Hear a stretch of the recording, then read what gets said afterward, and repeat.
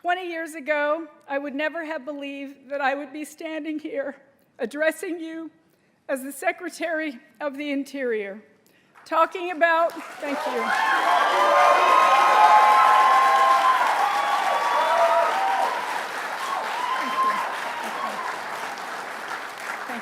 Thank you.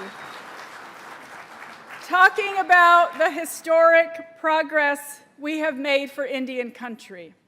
President Biden has been the best president for Indian country in my lifetime.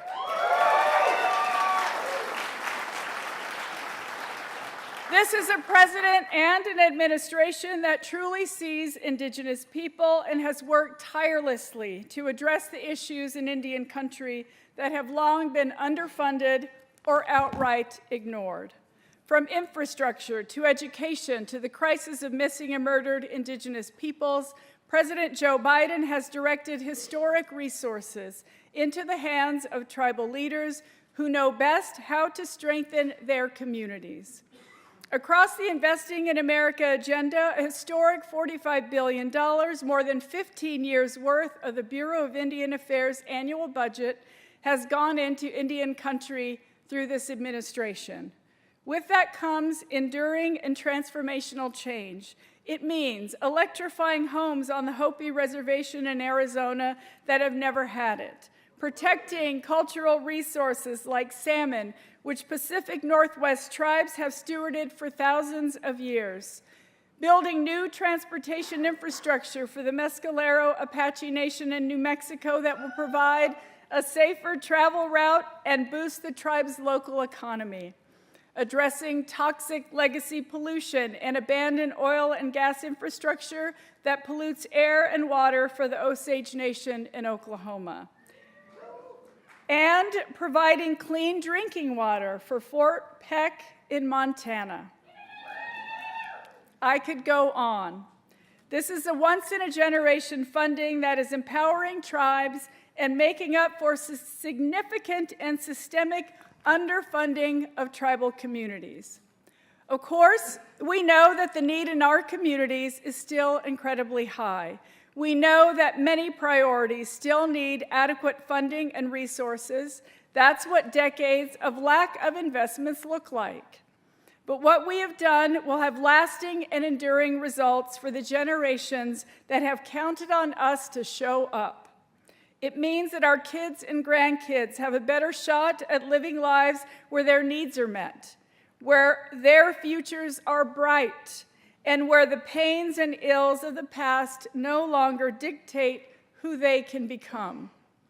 That progress is on us, and it's thanks to President Biden for making this administration and our cabinet firm and unwavering partners in Indian country.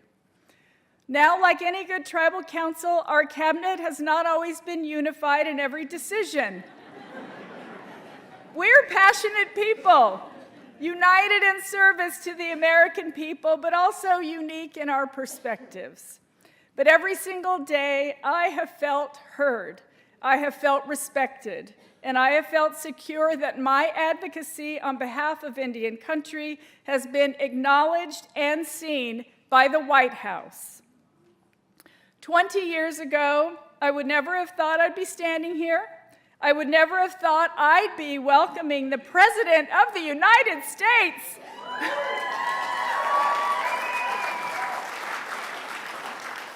to come on stage and greet my relatives, friends, and colleagues from across the nation. Yet here we are. So please give a warm welcome to someone I am so honored to call our friend, President Joe Biden.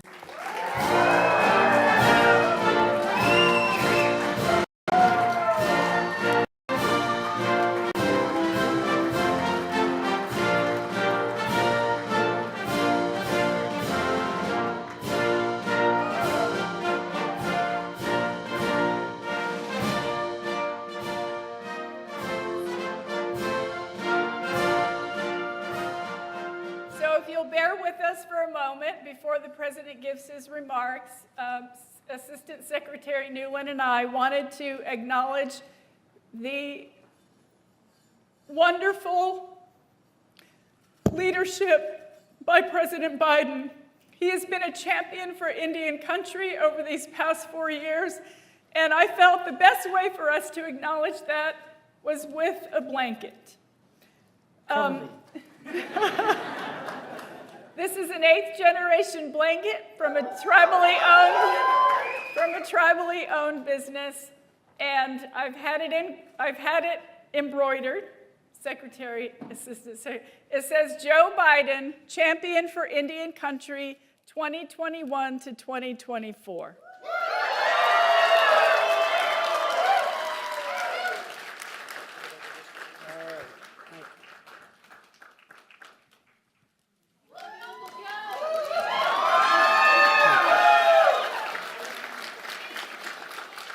I think they want us to look over there. We're all over there.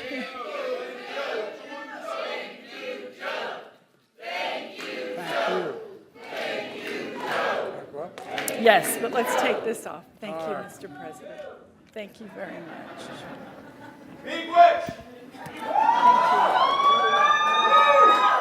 I could have used that blanket when I was lighting that Christmas tree. Both of us were freezing, the Secretary. Thank you, Secretary Haaland. Assistant Secretary Nuland. Thank you, thank you, thank you. You know, it's the honor of my life to be a partner of the tribes throughout my presidency. I'm going to cherish this moment. You know, I was raised by a guy politically when I got here as a 29-year-old kid as a senator. I was raised by a guy named Danny Inouye. And I once used the phrase, tribe said, no, Joe, nations, nations. I want to thank Secretary Haaland for the introduction and for your historic leadership of the Department of Interior. And this has been historic. It's been historic. I've worked with a lot of cabinet secretaries. I've appointed a bunch over my 500-year career. But I tell you what, I've never met with a cabinet secretary more devoted to their obligation to the job she's taken on. I really mean it. And thanks to all the tribal leaders who traveled across the country representing your tribal nations. Folks, I came to office and I relaunched the White House Tribal Nations Summit to bring us all together again. Talk about the needs of your communities, to set goals, to listen, because I recognize that respect is the core of nation-to-nation relationships. We have a lot to be proud of, I think. We've gotten a lot done. From day one, my administration, we've worked to include indigenous voices in everything we do. Not only the first Native American cabinet secretary in history, but more than 80 Native Americans now serve in senior roles across my administration.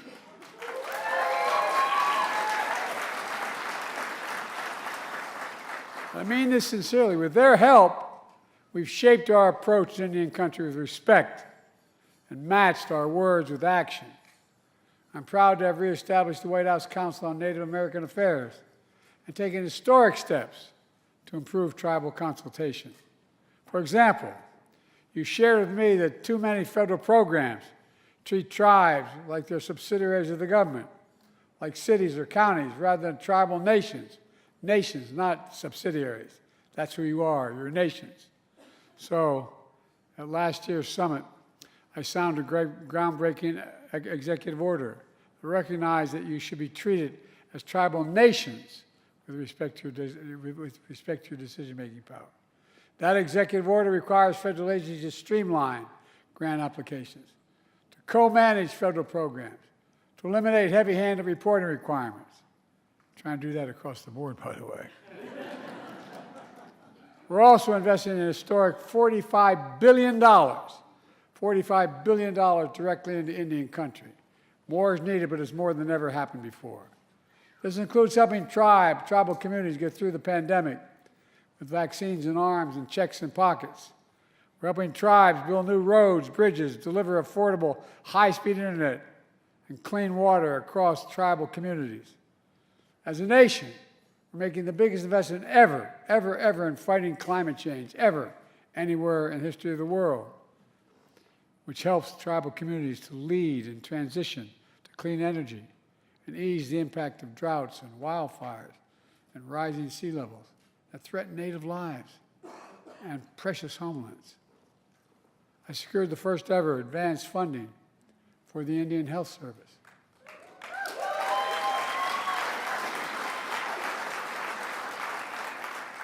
Where I come from, we call that a big deal. Indian Health Service, the tribal hospitals can plan ahead, order supplies, hire doctors, knowing the money will be there, not having to wonder.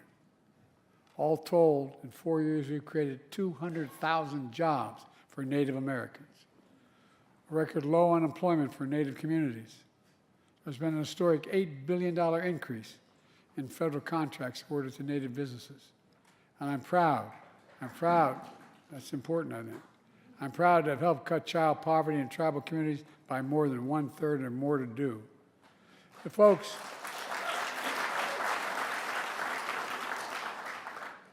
at the same time, we're also doing what we should have done a long time ago, preserving ancestral tribal homelands. It really is important. It really is important. One example is restoring salmon fishing, which historically has been very important to Native communities. You know, I think it's very important that we memorialize Native culture and history by restoring and designating multiple national monuments that honor tribal nations and protect their homelands. From Bears Ears to Spirit Mountain, which comprise nearly 2 million acres combined, will be preserved in perpetuity forever, ever, ever.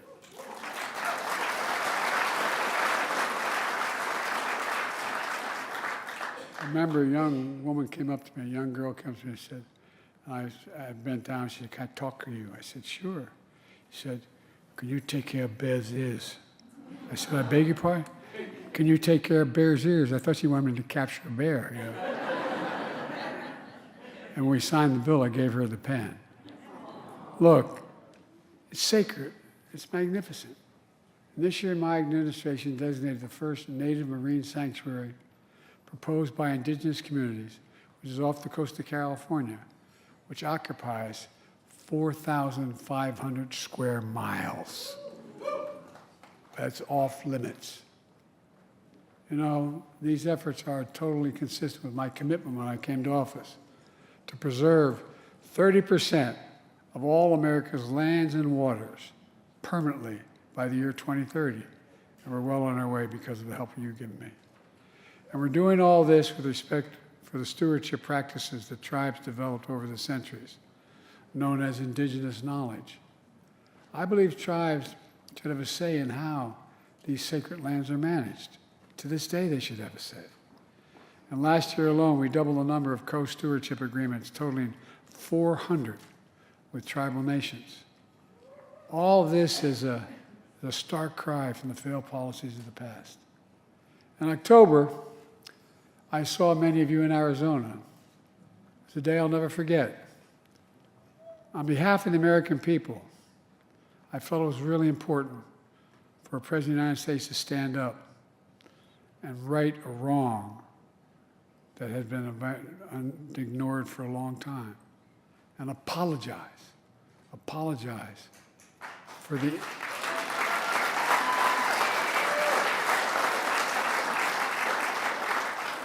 We're not about erasing history, we're about recognizing history, the good, bad, and the ugly. I apologize for the Federal Indian Boarding School era, a dark chapter that spanned 150 years from 1960, in which entire generations of Native children were literally stolen from their families and tribes and sent away to boarding school.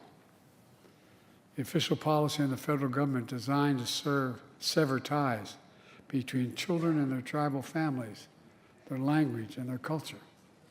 Today, we act to continue that healing process.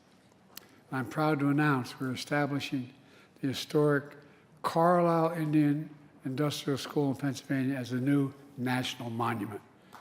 So I want everyone to know.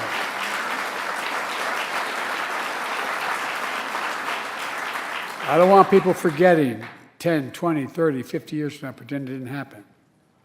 The Carlisle Indian School was the first off-reservation federal Indian boarding school for Native children that were taken to, the first one. About 7,800 children from more than 140 tribes were sent to Carlisle, stolen from their families, their tribes, and their homelands. It was wrong. In making the Carlisle Indian School a national monument, we make clear that what great nations do. We don't erase history. We acknowledge it, we learn from it, and we remember so we never repeat it again.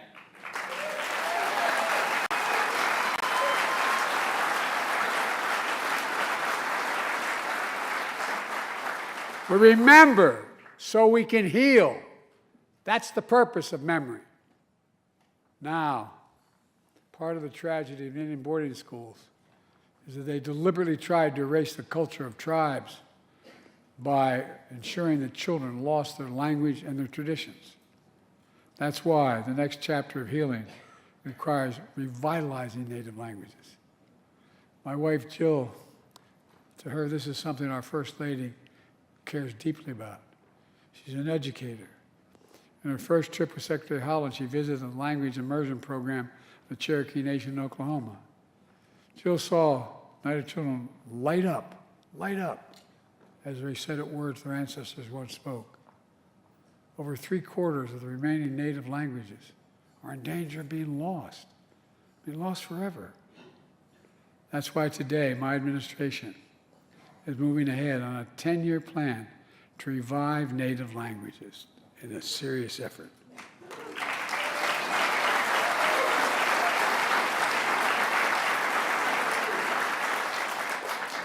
It's a vision that works with tribes and support teachers, schools, communities, organizations in order to save native language from disappearing. This matters. It's part of our heritage. It's part of who we are as a nation. It's how we got to be who we are. We also heard loud and clear that public safety is a top concern of Native communities. That's why when I was a vice president, when we reauthorized the Violence Against Women Act, which is my daughter says I wrote with my own paw. I wrote it 30 years ago, one of the proudest things I ever did. We also reaffirmed tribal sovereignty and expanded tribal jurisdiction to cover cases where outside predators harm members of Indian nations in Indian country and decided there.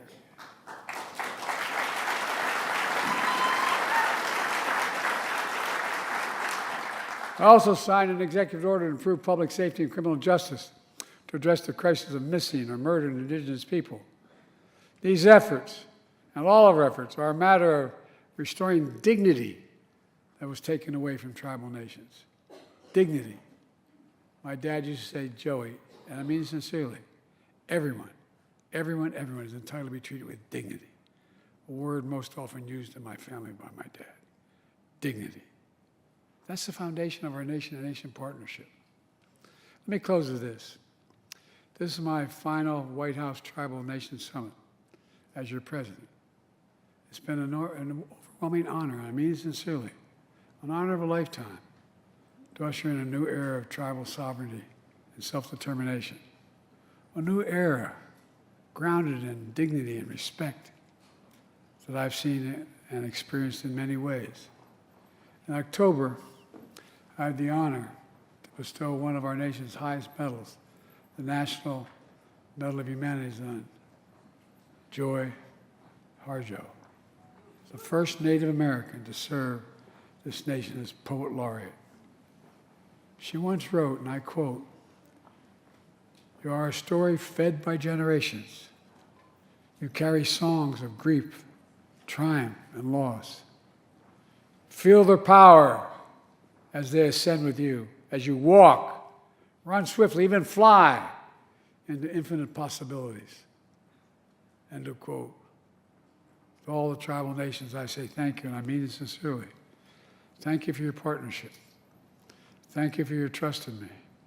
But most of all, thank you for your friendship.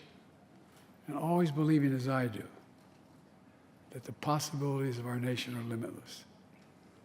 I was once asked when I spent more time with Xi Jinping of China than any other world leader has, over 108 hours alone with him.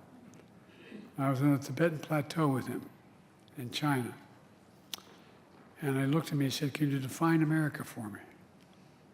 And this is on the record. I said, "Yes, one word." He looked at me through a translator. I said, "Possibilities in America." We believe anything is possible if we do it together.